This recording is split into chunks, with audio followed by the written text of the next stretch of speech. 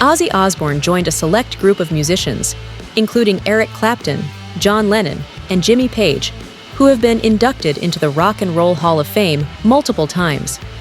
His induction was a grand and gothic affair, but the highlight of the event came when Wolfgang Van Halen stepped in to play Randy Rhoads' iconic guitar parts on Crazy Train.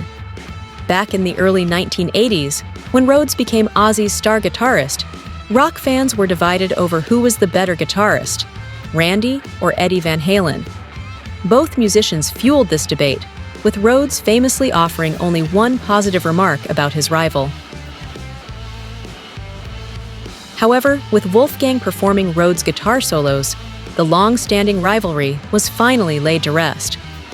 Wolfgang explained that the opportunity was too significant to pass up. Ozzy personally requested it, and you don't say no to Ozzy, he shared on the Talking Rock with Meltdown podcast. We had 2 rehearsals in Los Angeles and one the day before the ceremony in Cleveland, so it all came together smoothly. The performance featured a powerhouse lineup, including Chad Smith of the Red Hot Chili Peppers on drums, Metallica bassist Robert Trujillo, and Tool frontman Maynard James Keenan. Zakk Wylde also performed later that evening. According to Wolfgang, the event was organized by producer Andrew Watt, who worked on Ozzy's last 2 albums, Ordinary Man and Patient Number 9.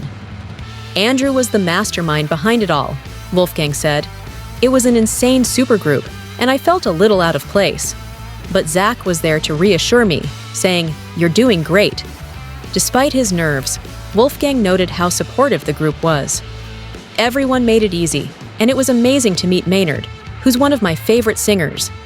I had to set aside my inner fan and focus on the job.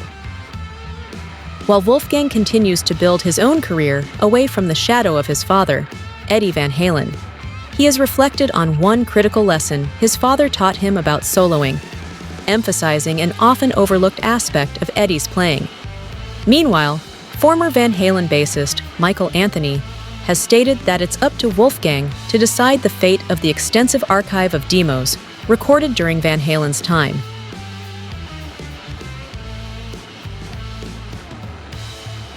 The iconic rock star Ozzy Osbourne received his second induction into the Rock and Roll Hall of Fame last October, making him the 27th artist to be inducted more than once. He joins the ranks of notable names like John Lennon, Neil Young, and Stevie Nicks.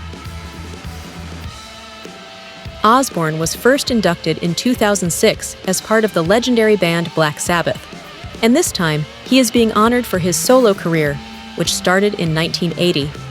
The prestigious honor, which celebrates influential musicians, was presented by actor and Tenacious D frontman Jack Black, who expressed high praise for Osbourne.